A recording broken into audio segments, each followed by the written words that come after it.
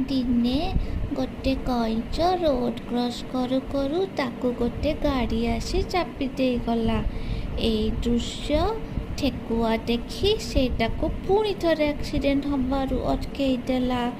ତାପରେ ତାକୁ ତା ସହ ନିଜ ଘରକୁ ନେଇକି ଗଲା। ଗଲେ ତାର ଦିଟା ଛୁଆ ଥିଲେ।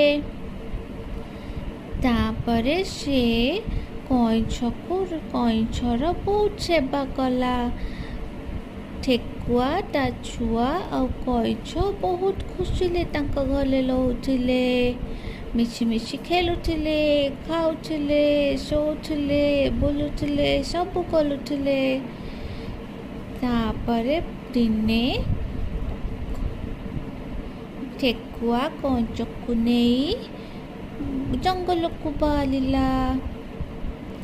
ସେଠି କ'ଣ ହେଲା, ଗୋଟେ ଚିଲ ଆସି ତାକୁ ଝାମ୍ପ ମାରିବାକୁ ଚେଷ୍ଟା କଲା।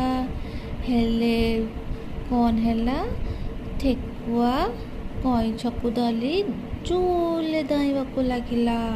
ସେ ଧାଇଁ ଧାଇଁ ଧାଇଁ ଧାଇଁ ଚାଲିଥାଏ ଆଉ ଚିଲଟାକୁ ଝାମ୍ପ ମାରିବାକୁ ଚେଷ୍ଟା କରୁଥାଏ। ଏମିତି ହେଇ ହେଇ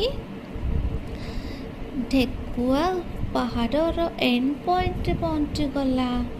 ସେଠି କ'ଣ କଲା ନା, ସେଠି ତଳକୁ ତାକୁ ଖସେଇ ଦେଲା ଚିଲ। ସେ ଯାଇ ସମୁଦ୍ରରେ ପଡ଼ିଗଲା। ସମୁଦ୍ରରେ ଠେକୁଆ ତ ବଞ୍ଚି ପାରିବନି ପାଣି ଭିତରେ, ତ ସିଏ ମରିଗଲା। ମରିବା ସମୟରେ ତାକୁ ତା ଛୁଆ କଥା ବହୁତ ମନେ ପଡ଼ୁଥିଲା।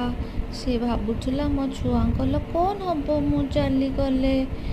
ଏମିତି ଭାବି ଭାବି ସେ ଆଖି ବନ୍ଦ କରିଦେଲା। ହେଲେ କଇଁଛ ତା ବନ୍ଧୁତାର ଉଦାହରଣ ଦେଇ ସେ ତାକୁ ତା ପିଠିରେ ବସେଇ ଉପରକୁ ଟେକି ଆଣିଲା।